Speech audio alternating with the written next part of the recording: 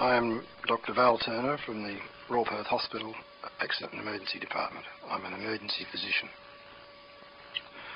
What evidence authenticates a positive HIV antibody test as proof of HIV infection? This question has greatly interested me because those of us who work in emergency medicine spend a considerable part of our lives exposed to other people's blood and body fluids, a circumstance which, according to the experts, places us under threat of death from AIDS.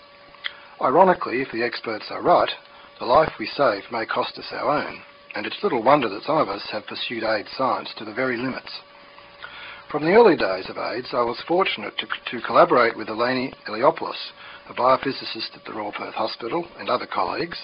And in one of our papers, published in June 1993 in the journal Biotechnology, we were compelled to confront many unsettling conclusions about the HIV antibody tests, none of which accord with current wisdom. Some of these I would like to share with you, the listeners of Occam's razor. The HIV antibody test does not detect a virus.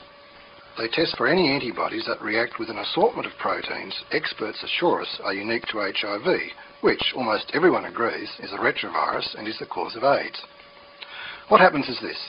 A sample of blood is incubated with a mixture of these proteins in a test called an ELISA, an acronym for Enzyme-Linked Immunosorbent Assay. The ELISA is positive if the solution changes colour, thereby indicating a reaction between the proteins and the patient's antibodies.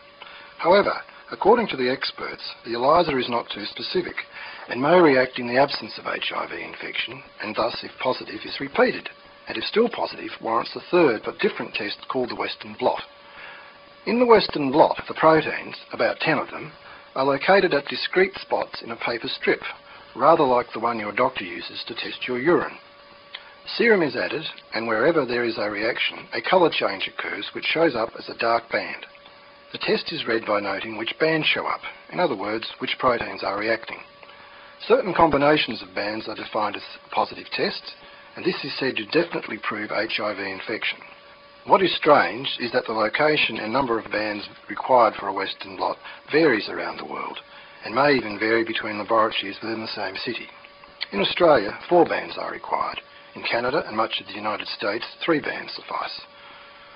In Africa, 2 will do. If each indicates HIV infection, then HIV must cause different populations of antibodies to appear in different places. I don't know about you, but to me that sounds very odd. Can HIV navigate? But at least it gives some Africans a way out.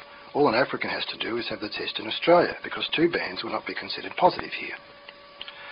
The explanation given for positive antibody tests is the immune system's ability to detect foreign agents and to react by producing antibodies directed against that agent. But it doesn't always work out like that. You're not necessarily infected with whatever your antibodies tell you. For example, the antibody test for glandular fever relies on the fact that patients with glandular fever make antibodies to the red blood cells of sheep and horses. But these patients are not infected with animal blood, and animal blood does not cause glandular fever. Bearing this example in mind, can we simply deduce that people are infected with what is regarded as a lethal human retrovirus just because we find an obliging antibody or two? Or should we expect that the vast AIDS literature can come up with more solid proof of precisely why those Western blot bands light up? Don't forget that biology is not mathematics, and despite all our clever technology, in biology we must still stoop to the relative ignominy of empirical proofs. Sir William of Ockham was exceedingly fond of simplicity, and in that spirit I put it to you that you can only glean 2 pieces of information from an antibody test. Either you see a reaction or you don't. That's all, pure and simple, like a binary code. You certainly don't see antibodies with little labels attached saying what produced them. All you see is a colour change evincing a reaction. The essential problem is this. Did you know that antibodies indulge in casual and indiscriminate relationships? Yes, they are promiscuous. Antibodies meant for one agent may react with another, a perfect stranger. Here is some proof. In a study of 1.2 million applicants for US military service, of the 1% or 12,000 who had first ELISAs positive, only 2,000 were ultimately shown to be Western blot positive. That leaves 10,000 illegitimate ELISAs, a fitting testimonial to the problem caused by cross-reacting antibodies.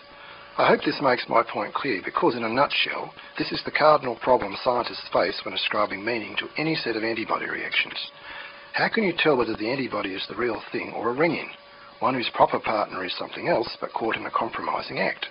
In this context, as is proper for a disinterested scientist, You would also have to allow for the possibility that there are no real HIV antibodies whatsoever, that they're all pretenders. You see, while we can predict in advance that a microbe will generate particular antibodies which react against it, we cannot deduce the reverse merely by observing a reaction. All reactions look the same, and that, as I said, is all you get from a test. So, if you want to claim an antibody reaction establishes a particular outcome, first you have to prove it. And just before we get to crunch time, consider this little morsel. AIDS patients have antibodies reacting with dozens of different substances, and it makes perfect sense that the more antibodies there are, the more chance there will be some that will spoil your test. What this means is that in the very patients you suspect of harbouring a virus, there exists the precise circumstances making it imperative to sort out what is really going on. Well, the solution. We can arrive at it by common sense, really. The problem is, how do you know when you see an antibody reaction, that is a positive test, a virus is present too? After all, the question on the patient's lips is bound to be, is there anything else that might cause this reaction? Whatever it is, I'd rather have that, thank you very much. In technical terms, the patient's hopes are hanging on the specificity of the test. This means if we test, say, 1,000 people who somehow we know are not HIV infected, how many will have a reaction despite the absence of HIV? To find this out, and this should be done well before the tests are introduced into clinical practice, we need to perform a validation experiment where we simply count the numbers. How many antibody reactions when there is no virus? But how do we find out about the presence or absence of the virus? Obviously we can't use the test because that's what we're trying to validate. No, it has to be something else, something independent of the test. We might, I suppose, entertain doing what AIDS experts repeatedly do and select 1,000 or more bionic people such as military recruits or blood donors and simply assume because they are healthy none are infected with HIV. And if this is done, certainly there will be few, if any, positive reactions. But that's not necessarily because the tests are highly specific. It's because healthy people don't have lots of antibodies to react and spoil the test in the first place. That goes with being a healthy person. That's why we put them in the army and let them donate blood. There are simply not enough antibodies available to measure the propensity for unwanted reactions. It's like going to a party where there's hardly anyone hogging the savouries because there's hardly any people present. Anyhow, who says some healthy people aren't infected with HIV? But back to the problem of validation. Aha, you say, we can get around this. Let's select 1,000 people who are sick and let's make sure we include some who have diseases similar to AIDS, but not AIDS. All these people will have lots of antibodies and this will surely give the test a run for its money. There'll be a lot more people at this party. Well, this is a much better idea, but hold on. If HIV causes AIDS and some of your patients have AIDS-like diseases, or even if they don't, how do you know that some of them are not actually infected with HIV? You don't want to include them because you want to know how often the test is positive when there is no HIV infection. I know by now many of you will have the correct answer. It's obvious, isn't it? You have to use HIV itself. You simply divide your blood sample in two, one to test for the antibody reactions and the other to try and isolate HIV. If you want to know what the HIV antibody tests tell you about HIV infection, you compare the reactions with what you are trying to measure, and not with pumpkins. The only way to distinguish between real reactions and cross-reactions is to use HIV isolation as an independent yardstick or gold standard. What are the results of such an experiment? How many of an appropriately chosen 1,000 patients from whom HIV cannot be isolated at the same time have an antibody reaction? I can't tell you that because, bizarre as it may sound, 12 years since the discovery of HIV, this experiment has not been done. We don't know how many positive tests occur in the absence of HIV infection. It might be none, or it might be all of them. There's no data. Nobody knows. What if somebody decided to do this experiment? Is it feasible? That's hard to say because it depends on how much importance you place on the precision of defining HIV infection, which ultimately can only be defined by the isolation of a unique retrovirus. According to the dictionary, the word isolation comes from the Latin word insulatus, meaning made into an island, and refers to the act of separating an object from everything else that is not that object. For retrovirus isolation, a set of rules was laid down in 1973 at the Pasteur Institute, which credibly achieves this aim of separateness. The problem is that no claim of HIV isolation yet presented fulfills either the island concept or the Pasteur Institute rules. All claims of HIV isolation are based on a set of phenomena detected in tissue culture, none of which are isolation and none of which are in fact even specific for retroviruses. And without isolation, who can say what proteins or anything else is unique to a microbe? Yes, I know that we have all seen pictures of something called HIV, but that should come as no surprise because, if you look carefully, retrovirus-like particles are commonplace in biology. They can be found in healthy human placentas, for example. And while it is true that electron microscopy reveals retroviral-like particles in 90% of enlarged lymph nodes from AIDS patients, the identical particles can also be found in 90% of enlarged lymph nodes from patients who do not have AIDS.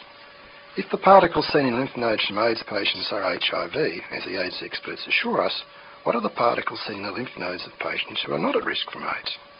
Wait on, I hear some more of you cry. What about the polymerase chain reaction, or PCR? For those of you who don't know, this is a new and very sensitive technique for finding genetic blueprints. Surely this can put us straight about the antibody tests. Not so, I'm afraid. For a start, the PCR detects at best single genes and most often only bits of genes. If your PCR finds 2 or 3 genetic fragments out of a possible dozen complete genes, is this proof that you have all the genes, the whole genome? No, it is not. And in fact, HIV experts admit that the majority of HIV genomes studied are incomplete. They are defective and could never orchestrate the synthesis of a viral particle. But even if all genomes were complete, let's not imagine that having the plans means you've built the house. And basic virology long teaches us that you can carry a whole retroviral genome around inside your cells all your life without ever making a viral particle. And in 1992, in the only study of its type, French researchers found the HIV PCR non-reproducible, and the agreement between the PCR and the antibody tests was found to vary between 40 to 100% and was especially poor when more than one genetic fragment was sought. In other words, the two tests don't fit. Where does this all leave HIV/AIDS patients? Firstly, since almost all AIDS patients have been diagnosed HIV infected solely on the basis of antibody tests, we can argue that there is no proof that a single such AIDS patient is actually infected with a virus called HIV. Secondly, these tests provide no justification for giving such patients potentially toxic drugs like AZT on the basis that they are antiviral. The best that can be said for the HIV antibody tests is that in certain well-defined at-risk individuals, there is a correlation between antibody reactions and the propensity to develop and die of certain diseases, a set of circumstances we choose to call AIDS.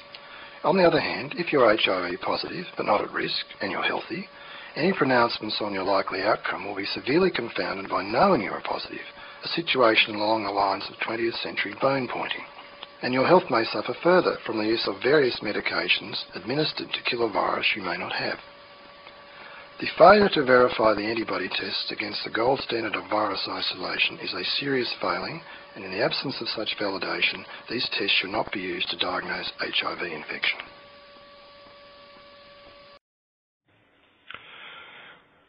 My name is Dr. Val Turner. I'm an emergency physician at the Royal Perth Hospital in Western Australia. For the past decade and more, I've been a member of a small group of scientists who have questioned the HIV/AIDS hypothesis. Put simply, we have argued in many published scientific papers that HIV is not the cause of AIDS, and indeed there is no proof that HIV exists. Some of you listening to this program may feel that such a viewpoint is quite preposterous, even crazy. Indeed, at one level, I would have to agree with your point of view. The HIV theory of AIDS seems as impenetrable as the principle of Archimedes and the laws of Newton and Einstein. But perhaps I could remind you of something attributed to the renowned theoretical physicist Niels Bohr, who said that some ideas are crazy, but also crazy enough to be true. Indeed, there is a strong historical precedent for arguing the non-existence of HIV. In the mid-1970s, Dr. Robert Gallo, the current US HIV scientist, claimed to have discovered the world's first human retrovirus, which he named HL23V. For 5 exciting years, this virus was presented as a breakthrough in the quest to discover the cause of leukemia. However, in 1980, when it was proven that antibodies to HL23V resulted from everyday exposures to a host of non-viral factors, this virus suddenly disappeared from the annals of science. It is now regarded as a monumental and embarrassing mistake, is never mentioned and no longer exists.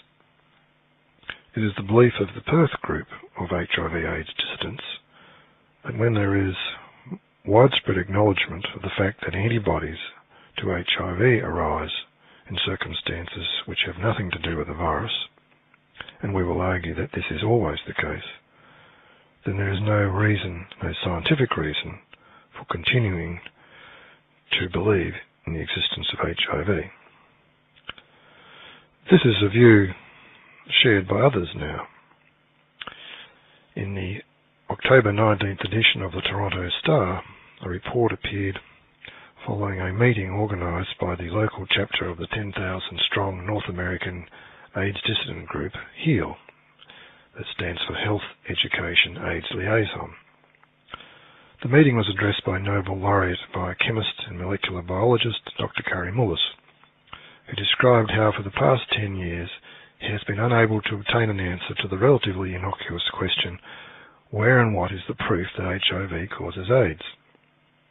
Eventually Mullis even challenged HIV's discoverer, Professor Luc Montagnier of the Pasteur Institute, but to no avail. Let me read you Mullis's account of this conversation from the foreword he wrote for Peter Duisberg's book, Inventing the AIDS Virus. With a look of condescending puzzlement, Montagnier said, "Why don't you quote the report from the Centers for Disease Control?" I replied, "It doesn't really address the issue of whether or not HIV is the probable cause of AIDS, does it?" "No," he admitted, no doubt wondering when I would just go away. He looked for support to the little circle of people around him, but they were all waiting for a more definitive response, like I was. "Why don't you quote the work on simian immunodeficiency virus?" the good doctor offered. "I read that too, Dr. Montagnier," I replied. "What happened to those monkeys didn't remind me of AIDS. Besides, that paper was just published only a couple of months ago. I'm looking for the original paper where somebody showed that HIV caused AIDS." This time Dr. Montagnier's response was to walk quickly away to greet an acquaintance across the room. Mullis was eventually led to the conclusion the reason there were no papers proving that HIV was the cause of AIDS was that there were no such papers. Nowadays, Mullis agrees with the Perth group. Quote, "No one has ever isolated HIV. No one has a bottle in their lab called HIV." End of quote. Thus it is small wonder that the English science journalist Neville Hodgkinson has described the HIV theory of AIDS as the greatest scientific blunder of the 20th century. It may be helpful to recall that AIDS dates from 1981, when exponentially increasing numbers of gay men in several large US cities developed two previously rare diseases: the rapidly fatal fungal pneumonia known as pneumocystis carinii pneumonia, or PCP for short, and Kaposi sarcoma, a malignancy of the skin and internal organs. Following the discovery that many of these patients had low numbers of certain immune system cells, known as T4 lymphocytes, in their blood, AIDS became regarded as a consequence of immune deficiency. The problem then became one of finding out why the T4 cells were depleted. Given the scenario of promiscuity, it did not seem at the time unreasonable to postulate the action of a sexually transmitted microbe. The most favoured was a retrovirus because, although these were enigmatic remnants and disease-causing orphans of the Nixon decade war against cancer, two are nonetheless believed to be genuine viruses and have a predilection for T4 cells. It was easy to propose that a putative AIDS-causing retrovirus could kill off T4 cells, leaving the body prone to opportunistic organisms and cancers which normal human bodies readily resist. In 1983, Luc Montagnier claimed to have discovered such a virus, sometime later called HIV. The same claim was also made a year later by Dr. Robert Gallo from the US National Institutes for Health. Since I want this to remain principally a scientific talk, I will deliberately avoid the polemics that occurred between the Pasteur Institute and Gallo's laboratory over whether Gallo misappropriated the French virus. Besides making the same discovery as Montagnier, Gallo also announced proof that HIV causes AIDS and the development of an antibody test. Later on, when antibodies to HIV were actively sought and found in individuals other than gay men, principally drug users and haemophiliacs, it seemed to clinch matters, and the HIV theory has never looked back. Patients, physicians, public health officialdom embrace it with the zeal of true believers, and nowadays HIV truly does look as secure as Archimedes, Newton and Einstein.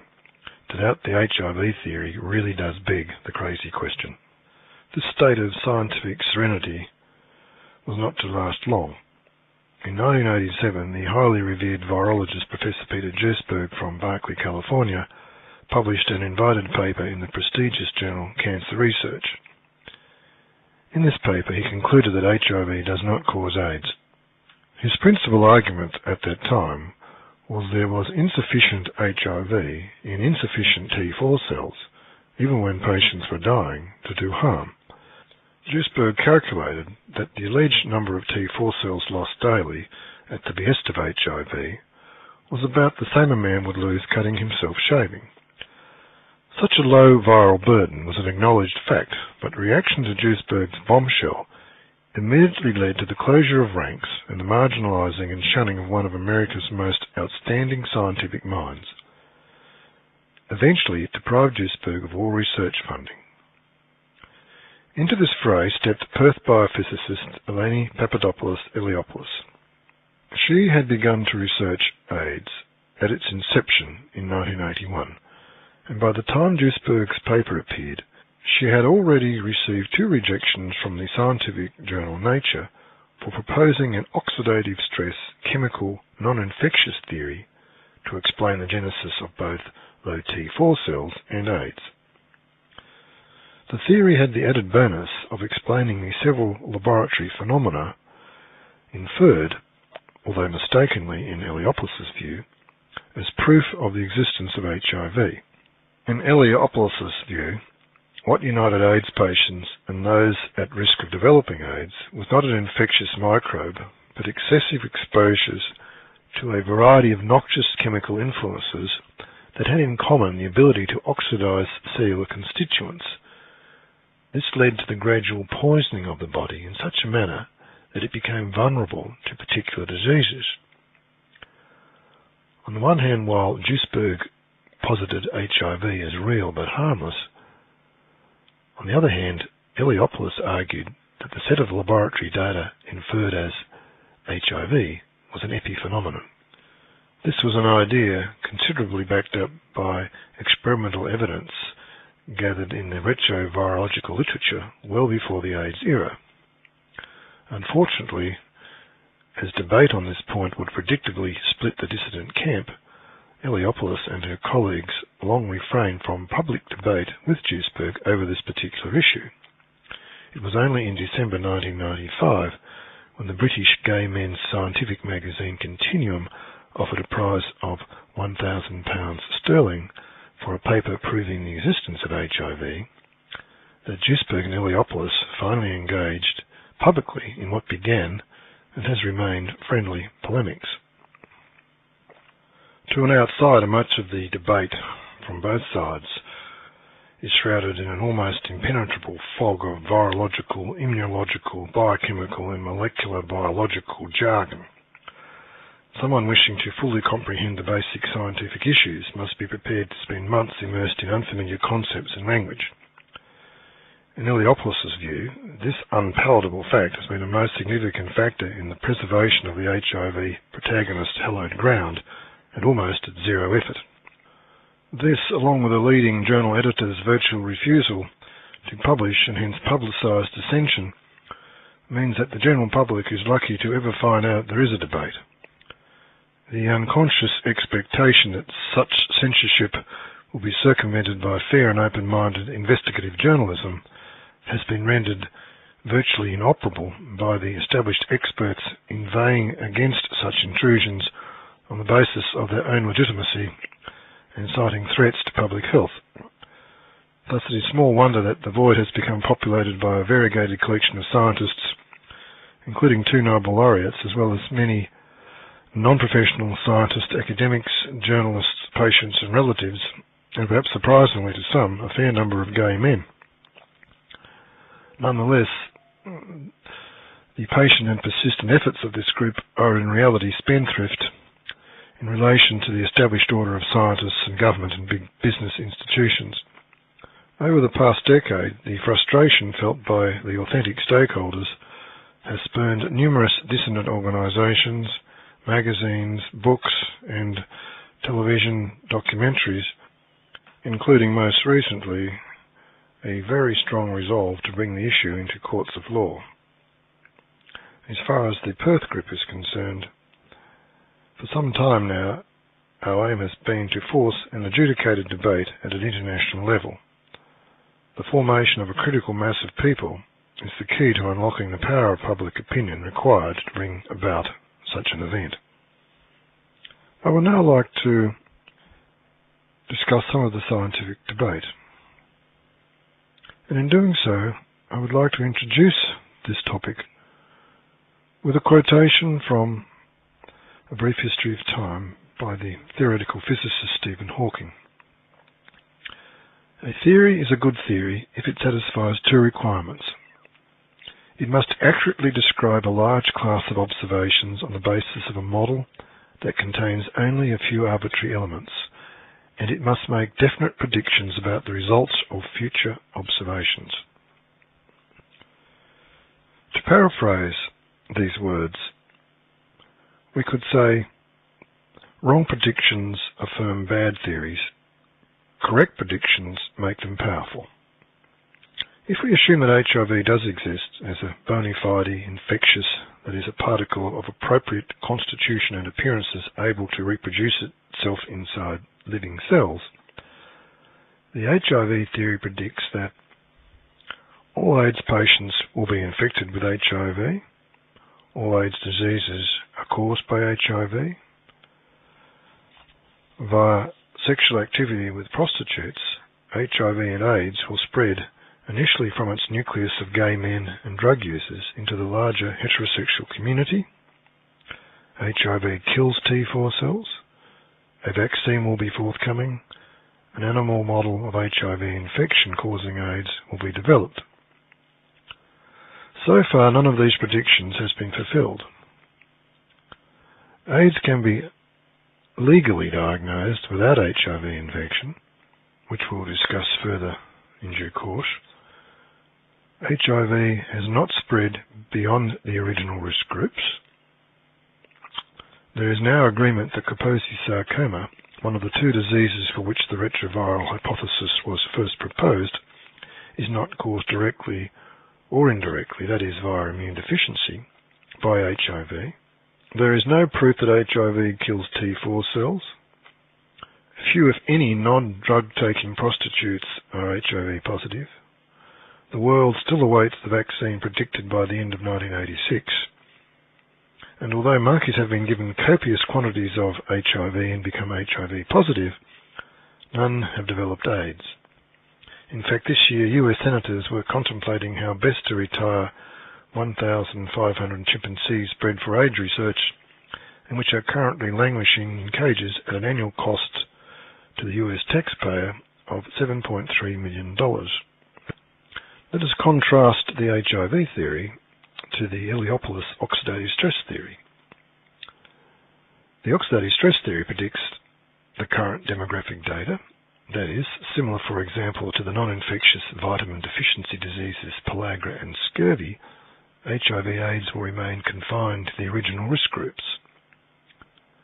It also predicts the risk of passive anal intercourse in both sexes, an apparent loss of T4 cells from the bloodstream, HIV positive and AIDS patients being oxidized relative to normal individuals, the improvement in various HIV and AIDS parameters by the use of antioxidants, and a non-infectious animal model. Every one of these predictions has materialized. In addition to the failures to spread and the risk of passive anal intercourse in both sexes, oxidative stress is well established by hundreds of papers. So much so that in the early 1990s the Pasteur Institute was advertising international scholarships to study the phenomenon. This year Luc Montagnier became the principal editor of a 558-page book devoted to oxidative stress in cancer, aging and AIDS. The Heliopolis theory predicts a decline in T4 cells without cell death. According to the scientific evidence, there is no evidence that the T4 cells are even dead in AIDS patients, let alone killed by HIV. For example, in T4 cell cultures, the same number of T4 cells disappear regardless of whether one adds what is said to be HIV or merely the chemical stimulants obligatory to obtain the HIV. As Heliopolis proposed at the beginning of the AIDS era, the T4 cell count may be low either because the T4 cells are selectively sequestrated in tissues removed from the bloodstream, or because they are altered such that the antibody used to measure their numbers will no longer bind to their surface. An examination of the scientific data also reveals lack of proof that the low numbers of T4 cells are necessary or sufficient to produce the diseases characterizing the clinical syndrome known as AIDS. This means, for example, that the AIDS diseases may appear in individuals who have T4 cell counts within the normal range, or may never appear in individuals who have reduced numbers of T4 cells, even in those who have continuously profoundly diminished numbers of T4 cells. Thus, a decade after her 1988 Medical Hypotheses paper, we find experts such as Dr. Arthur Anderson from the US Army Medical Research Institute of Infectious Disease and Dr. Ziv Grossman at the University of Tel Aviv taking Heliopolis' ideas and using them to question the central tenet of the HIV theory, that is, virus-induced killing of immune system cells leading to AIDS. Nonetheless, and despite so much evidence to the contrary, the orthodox view remains firmly entrenched. In fact, since 1993, the low numbers of T4 cells has been enshrined in the 1993 CDC AIDS definition, whereby AIDS can be diagnosed without a disease.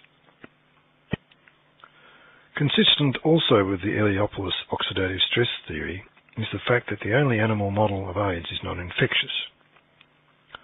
Mice repeatedly exposed to foreign cellular proteins develop a dramatic depletion of T4 cells, Kaposi sarcoma-like tumours, and abundant retroviral-like particles appear in their spleens.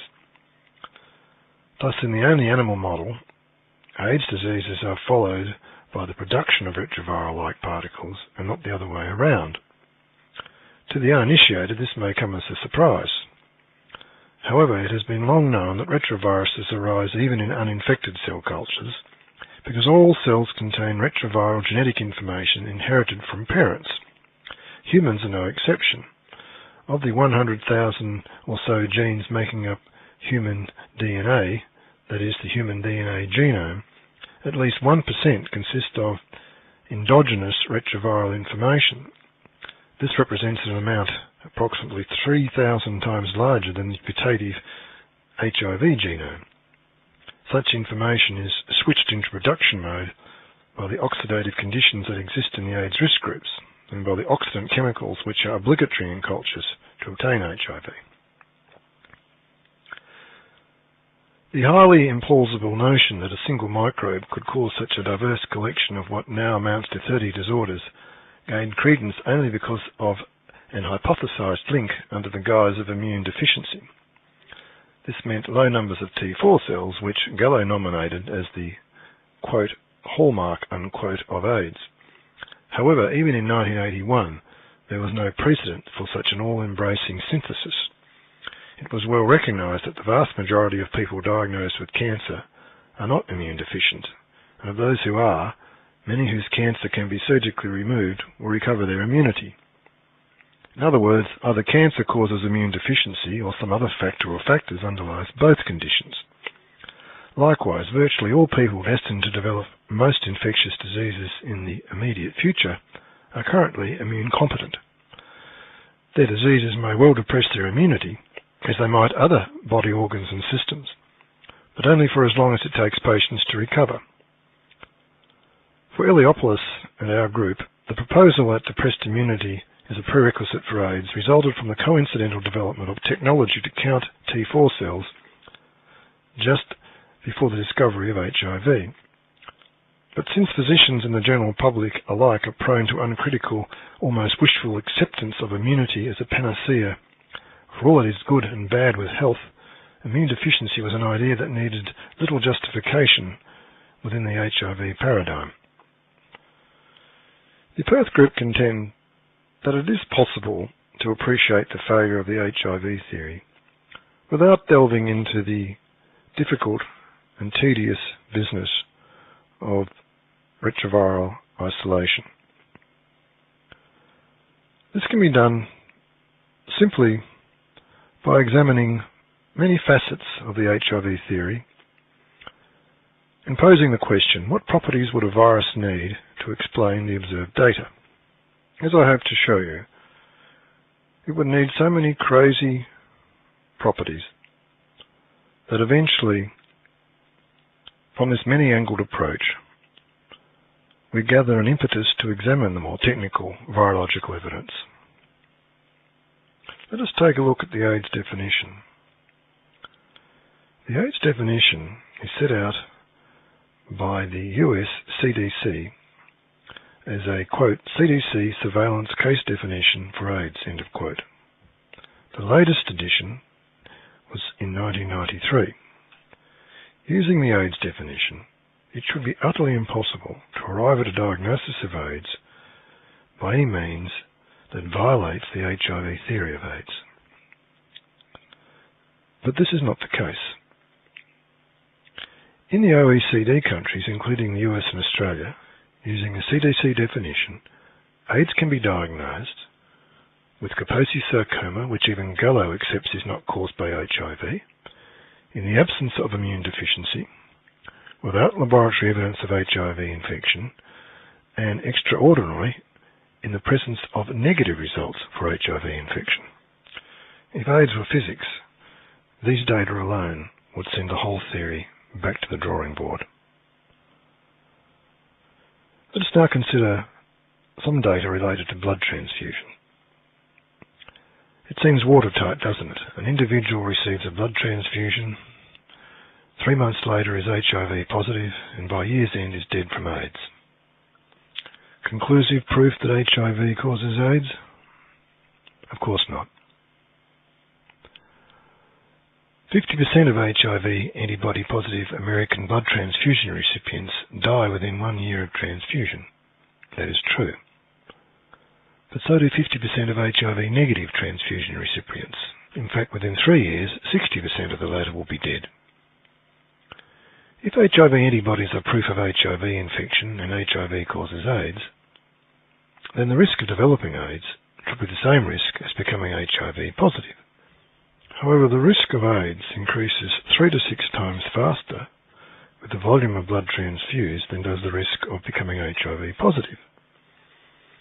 Likewise, HIV positive transfusion recipients are 50 times more likely to develop AIDS within a year than HIV positive haemophiliacs. Clearly, even if HIV were necessary to cause AIDS, it cannot be the only factor. However, rather than treating these data as a scientific and moral imperative to examine the total HIV/AIDS hypothesis, experts chose instead to prop up an ailing theory by inventing the idea of cofactors. That is, factors other than HIV which are necessary for HIV to produce AIDS. However, this is severely problematic, as one is then faced with an array of possible causations under which it is difficult to judge the significance of any.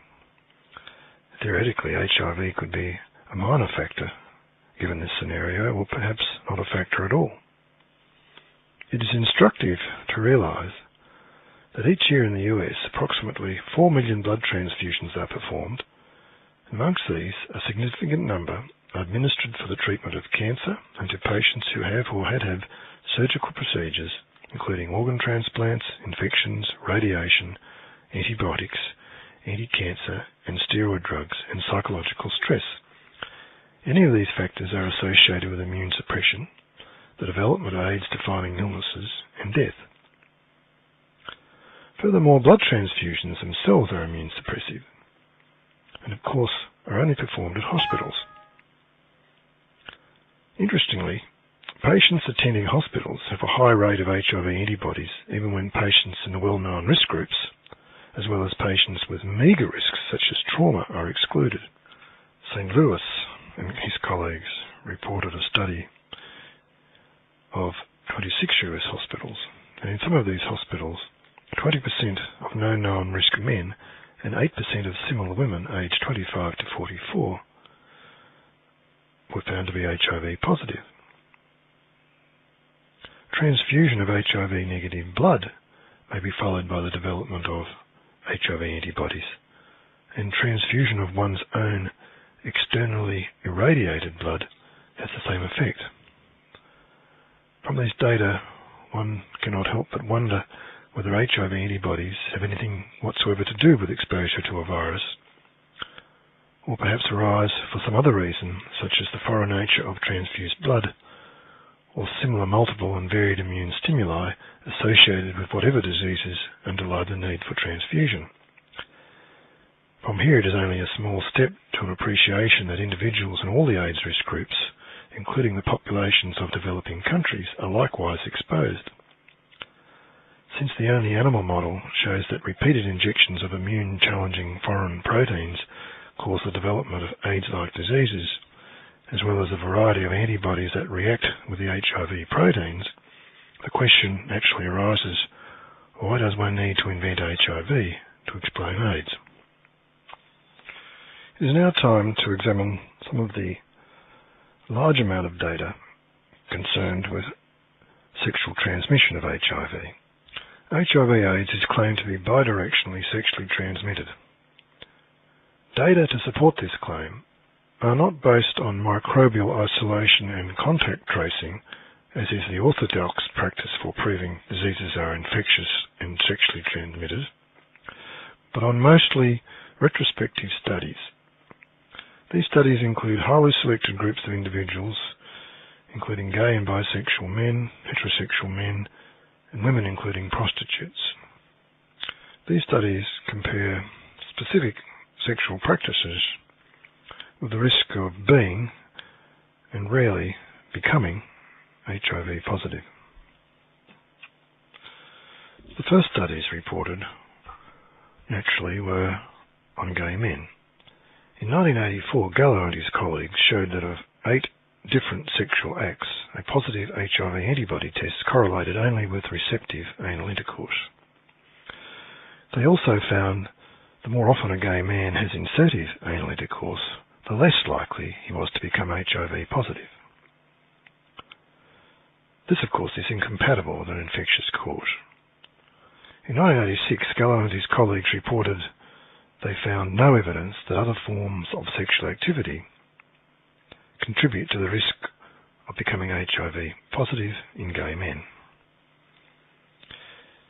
In an extensive review of 25 studies in gay men reported in 1994, the authors concluded that, quote, no or no consistent risk of the acquisition of HIV-1 infection has been reported regarding insertive intercourse, end of quote. In the West, again, the largest and most judiciously conducted prospective epidemiological studies, such as the multi-centre AIDS cohort study, so-called MAC study, of 4,955 gay men, have proven beyond all reasonable doubt that in gay men the only significant sexual act related to becoming HIV antibody positive is receptive anal intercourse. Thus in gay men, AIDS may be likened to pregnancy. It is sexually acquired by the passive partner, but is not sexually transmitted to the active partner.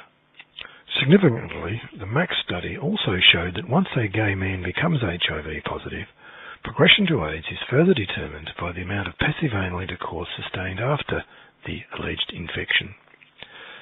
This is contrary to all that is known about infectious diseases. One infection, and not repeated infections, is all that is necessary to cause disease. Indeed, in Australia, Although the Royal Australasian College of Surgeons considers HIV-positive surgeons to be infectious and should not perform invasive procedures or operations, they are permitted to provide these services to patients who have the same infection. Turning now to heterosexuals, the largest and best conducted studies in heterosexuals, including the European Study Group, show that for women, the only sexual practice leading to an increased risk of becoming HIV antibody positive is anal intercourse.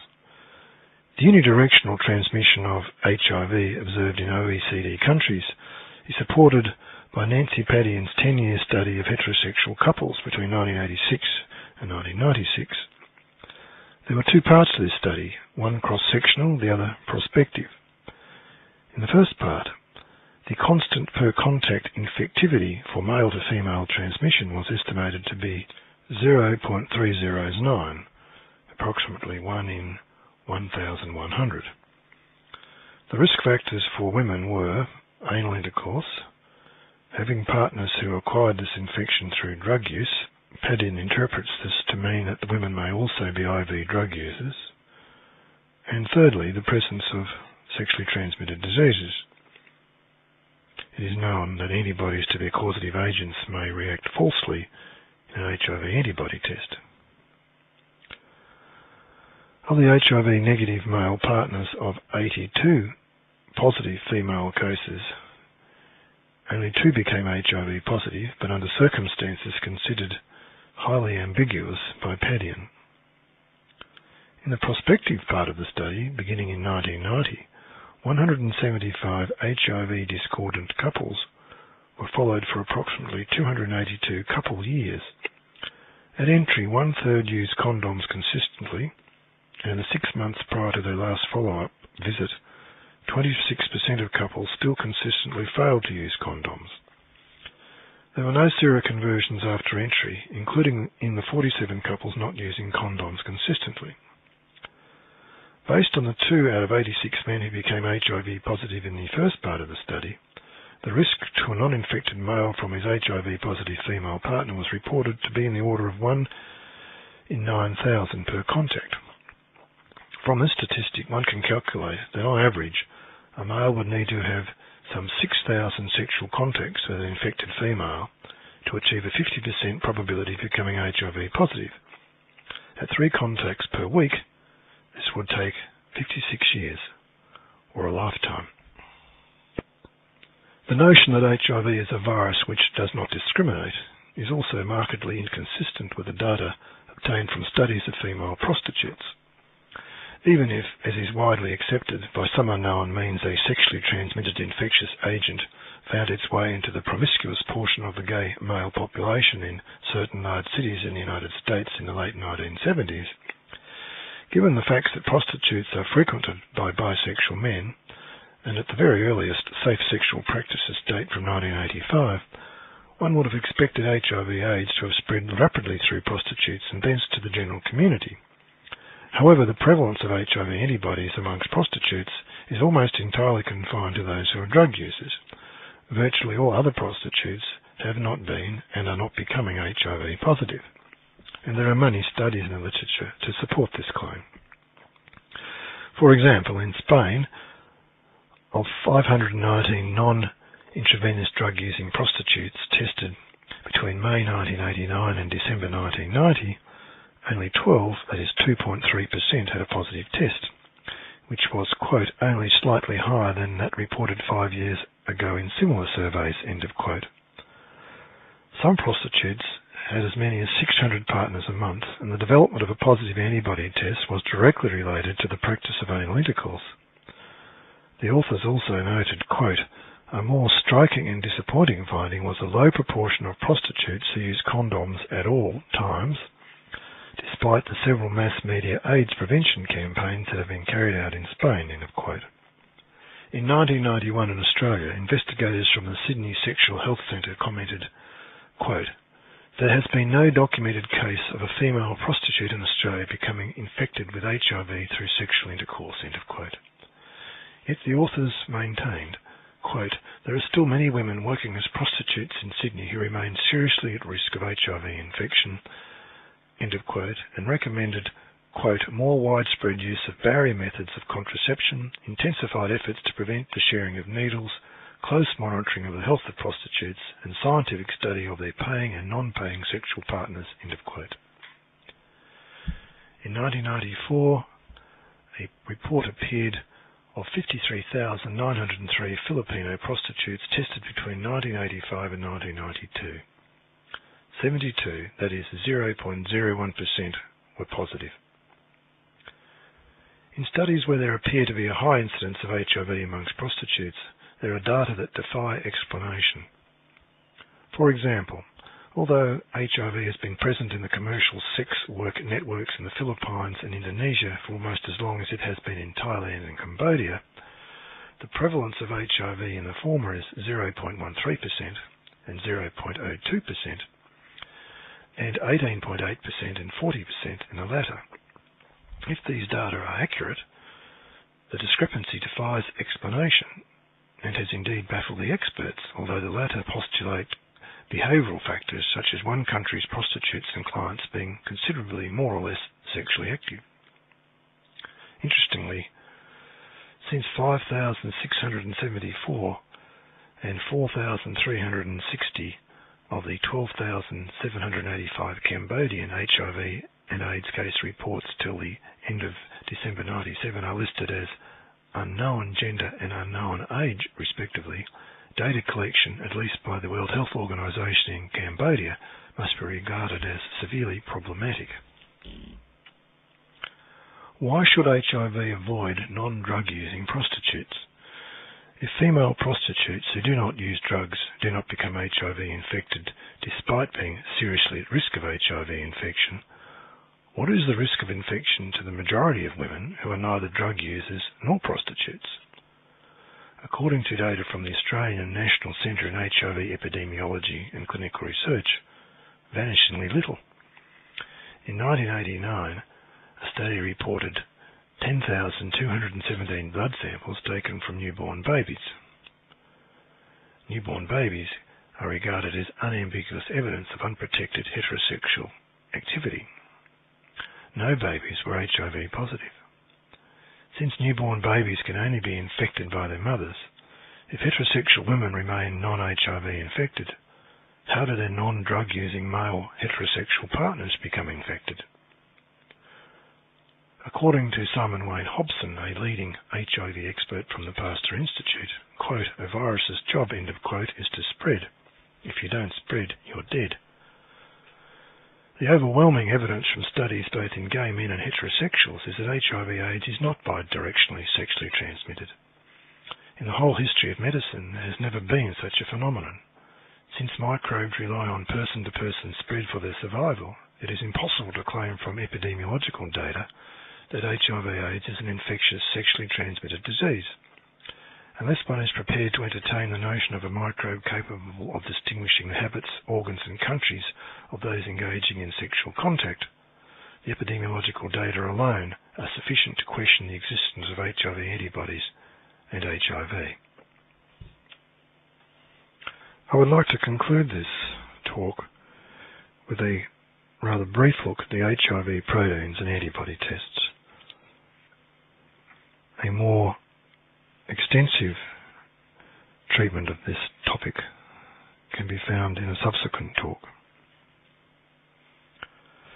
It is important to realise that the presence of HIV in humans is not diagnosed by viral culture and isolation, but indirectly by seeking out antibodies in blood which react with a number of proteins deemed unique to HIV. This logic relies on the fact that foreign material introduced into a human being evokes the production of antibodies by certain cells of the immune system. The finding of these antibodies is considered proof that such exposure has taken place. If there is such a thing as HIV, and such things as HIV-specific proteins, that is, proteins which form the unique body parts of the HIV particle, then these proteins should only be found in people who are HIV positive or who have AIDS. But all the principal HIV proteins have been discovered in cells from healthy, no-risk, persistently HIV-negative humans, such as cells from the skin, the blood, the lymph nodes, the thymus, tonsils, and the placenta. Luc Montagnier, the discoverer of HIV, claims that the P41 HIV protein is, quote, due to contamination of the virus by cellular actin, end of quote. Actin is a protein found in abundance in all cells. Indeed, to this day, Montagnier does not recognize antibodies to P41 as evidence of HIV infection. The greatest amounts of the highly significant HIV P24 protein do not occur in AIDS patients at all. They occur in HIV-negative organ recipients in the days and weeks immediately following transplantation. As the patient's health improves, the protein disappears, which it should not if it were from HIV, because HIV infection, we are told, is for life, and AIDS an inevitable consequence. Indeed, none less authorities than Dr. Philip Mortimer and his colleagues from the United Kingdom Public Health Laboratory Service accept that the HIV P24 protein is, quote, non-specific, end of quote. The data relating to the antibodies to the HIV proteins, that is, what makes a person HIV positive, are just as puzzling. There are numerous instances where humans, as well as other animals, have antibodies to the HIV-specific proteins, where now or never experts agree there is no HIV.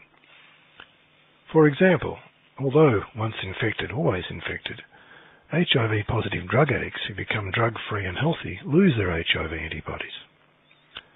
Mice and dogs have antibodies to HIV, yet both species spread neither HIV infection nor AIDS.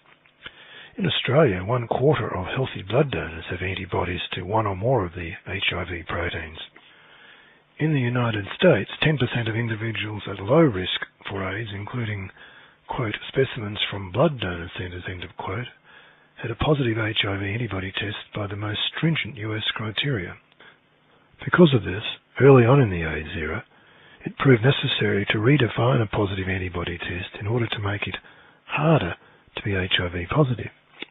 Otherwise, 1 in every 4 to 10 individuals would be infected with HIV. On the other hand, although AIDS began to decline in 1987, this trend was countered by the addition of more and more diseases to the AIDS definition, making it easier to be diagnosed as AIDS. Nowadays, one does not even need a disease to be diagnosed as AIDS. Mere laboratory abnormalities suffice. The net effect of these changes was to maintain a correlation between the so-called HIV antibodies and AIDS amongst the risk groups, while the probability of an HIV/AIDS diagnosis outside these risk groups remained slight. This was accentuated by avoiding testing outside the risk groups. Thus, the proof that HIV causes AIDS and the reason the HIV theory has flourished is a contrived correlation between HIV antibodies and AIDS. What is particularly enigmatic is that even within this contrivance, the types and number of antibodies required to prove HIV infection vary all over the world. That is, they vary between laboratories, institutions and countries. Yet it is taught that HIV antibody testing is so highly specific, 99.39% in fact, that only 1 in a million times is someone HIV positive, not truly infected. However, if these wildly fluctuating criteria are valid, we must accept that HIV betrays its presence by causing different patterns of antibodies in different places. This is analogous to claiming a heart attack causes different electrocardiographic abnormalities in different parts of the world. If it is true for HIV, then HIV must be the first human microbe to navigate. These data also imply, for example, that a person who is HIV positive in New York City with 2 or 3 antibody bands will not be HIV positive when tested in Australia, or an HIV positive African in Africa will not be positive in San Francisco. Hence, travel or immigration changes one's infective status. Since this is an extremely unlikely modus operandi for a microbe possessing only 10 genes, we are inexorably led to question whether HIV may in fact be the king's new clothes. As I mentioned at the beginning of this talk, eventually the nonsensical data forces us to an examination of the seminal experiments performed by Montagna and Gallo in 1983 and 1984 to convince themselves and the world they had discovered a retrovirus HIV. In today's talk, I wish to summarise the data and not go into too many details. Fortunately, an extremely useful summary is to state that despite what everyone else has said, there is no proof that HIV has been isolated as an infectious particle. This means that nowhere in the scientific literature is there a logical, stepwise account of an appropriate particle being purified, analysed, and then added to fresh cells from which new but identical particles are obtained. This being the case, it is impossible to claim that a particular protein or proteins and RNA are HIV on the basis of extraction from a virus. The proof that HIV exists is attributed to a number of findings from cell cultures, none of which is specific, even for viruses, let alone a specific retrovirus. Yes, I know we have all seen pictures of particles claimed to be HIV, but it is extremely important to know that from appearances it is impossible to claim that a particle is a virus. In cell cultures, all manner of particles abound, none of which can be identified as viruses unless one isolates the particle, that is, purifies it, analyses its contents, places particles in a fresh cell culture and proves that the identical particle emerges. It is also problematic that the same HIV particle has been found in the same high proportion of both AIDS and non-AIDS patient lymphatic tissues, and so too the fact that the HIV particle has been classified in 3 different genera and 2 subfamilies of retroviruses. This is analogous to claiming an animal is simultaneously human, a gorilla, and an orangutan. Viral genetic material, that is RNA, responsible for the manufacture of viruses typically varies no greater than 1%, while in animals as different as humans and chimps it varies a mere 1 to 2%. But HIV RNA varies 10 to 40%, evidence, according to the experts, how the clever virus mutates to escape the immune system in every new anti-HIV drug. However, such extreme variation can only be considered orders of magnitude more stupid than clever, because it could not result in a replication of the same species of anything, virus or animal. From these data alone, it makes it nonsensical to conclude that HIV RNA is a genetic endowment of a virus. If not a virus, then where do the HIV proteins come from, and what are they? At this year's International Geneva AIDS Conference, the Perth group presented further data that the HIV proteins are cellular. Our argument is based upon an interpretation of experiments performed in monkeys with simian, that is monkey, immunodeficiency virus, CIV, a retrovirus said to be closely related to HIV. Researchers from the US National Cancer Institute show that monkeys immunized with cellular proteins devoid of CIV nonetheless are protected from infection when injected with actual CIV. This work confirms similar research carried out earlier by E.J. Stott in the United Kingdom in 1991. The majority of people appreciate that immunisation is specific. Immunisation with the measles virus, for example, does not protect a child from polio. Immunisation relies on specific interaction between the immune system and all or part of the actual organism against which protection is sought, and which is the immunising agent. If cellular proteins alone present in the cell cultures used to prepare SIV protect animals from CIV, then logic demands that SIV and thus by inference HIV proteins are cellular proteins. This is also borne out by a comparative biochemical analysis of the CIV and cellular proteins, which reveals an identical pattern with only quantitative differences. One of the many AIDS mysteries is the elapse of 14 years before any research group published an electron microscope picture of the material purported as pure HIV. Until March 1997, all published pictures had been obtained from cell cultures, which were unpurified. Yet electron microscope pictures depicting purified particles is the first, most essential step in attempts to prove particles are a virus. When these long-awaited pictures eventually appeared in the journal Virology, they revealed purified HIV to be a tangle of cellular debris. In fact, the authors themselves did not describe this material as pure HIV, but as purified cellular vesicles. Scattered amongst these vesicles are scant particles which, without evidence, the authors claim are HIV particles, and which are, quote, contaminated by the cellular vesicles, end of quote, but which, quote, co-purify, end of quote, with the cellular material. Close examination of the HIV particles, as well as other evidence in the papers, show that they are too large, wrongly shaped, have too high a mass, and are devoid of the surface knobs HIV experts unanimously assert are absolutely essential for the HIV particle to latch onto an uninfected cell and infect it. Yet it is from such material that HIV/AIDS experts and biotechnology companies obtain proteins and RNA by the ton to use in tests to pronounce humans infected with a unique exogenous AIDS-causing microbe. Based upon these data, many physicians recommend the administration of toxic and costly anti-HIV drugs, most often to people who are completely healthy. Rather ironically, the most devastating blow to the HIV theory of AIDS comes from its discoverer, Professor Luc Montagnier. On July 17, 1997, the French investigative television journalist Jamal Tahi interviewed Professor Montagnier in camera at the Pasteur Institute in Paris. Montagnier was asked, quote, "Why do the electron microscope photographs published by you in 1983 come from the culture and not the purification?" End of quote.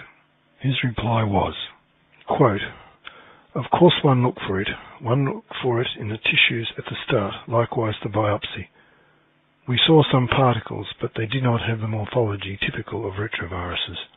They were very different, relatively different. So with the unpurified cultures, it took many hours to find the first pictures. It was a Roman effort. Charles Dorget, an electron microscope expert, looked at the plasma, the concentrate, etc. He saw nothing major." End of quote. Questioned about the Gallo group's efforts, Montagnier replied, quote, "Gallo, I don't know if he really purified. I don't believe so." End of quote. Since Montagnier admits he saw no retroviral-like particles in his purified virus, this should have been both the beginning and the end of HIV. All HIV/AIDS dissidents live in the hope that one day, possibly soon, we will have a real debate. Dissident HIV scientist Philip Johnson, professor of law at Berkeley, California, has commented on how HIV experts are unwilling to take seriously anything that comes from outside their own interpretive community. Quote, "They never even imagine that outsiders might base their skepticism towards purportedly scientific claims on the evidence. They are also oblivious to the problematical assumptions in their own thinking. Their only interest is in exposing the doubtless twisted motives that would cause anyone to doubt the truth that has been proclaimed by the authorities at the National Institutes for Health or the National Academy of Sciences. They will never be interested in learning about the issues until the power holders tell them to take it seriously." End of quote. More than anyone else, politicians realise the futility of trying to fool all the people all the time. Thus, it is inexorably drawing nearer to the time when world governments will convene an international adjudicated debate on this subject. In contrast to the 13,775 participants from 177 countries who attended the June 1998 Geneva AIDS Conference, this should be a small gathering where a dozen or so experts from each side put their respective cases to a disinterested group of scientists of the utmost stature. For example, another dozen scientists made up largely of Nobel laureates. There is a precedent for such a consensus conference, in common sense, and along the lines of a model invented in Scandinavia and since applied in the United Kingdom and elsewhere. A jury of 14 people, screened for independence from interested parties, have issues debated in front of them by scientists, non-government organisations, industrialists and other bodies. The power of public research bodies is probably the best guarantee of independence with respect to private sector research and the influence of multinationals. By AIDS standards, funding for such a meeting would be trivial. Indeed, such would be its significance, it would make money for the organisers. Perhaps the disinterested observer could be forgiven for concluding that, although we are approaching the 18th year of the AIDS era and have spent many precious millions of ration dollars on treatments and research, the words of Peter Gisberg continue to taunt us. Quote, "By any measure, the war on AIDS has been a colossal failure. Our leading scientists and policymakers cannot demonstrate that their efforts have saved a single life." End of quote. Perhaps those of Heliopolis are of equal portent. Quote, "The single most important obstacle in finding the explanation for AIDS is the belief in HIV." End of quote. In his recent book, Dancing Naked in the Minefield, Dr. Carrie Mullis writes, quote, "Years from now, people will find our acceptance of the HIV theory of AIDS as silly as we find those who excommunicated Galileo. Indeed, it was Galileo who counselled, 'In science, the authority embodied in the opinion of thousands is not worth a spark of reason in one man.' Perhaps 17 years in, we should all pause, look around, and then take a long walk back." Thank you.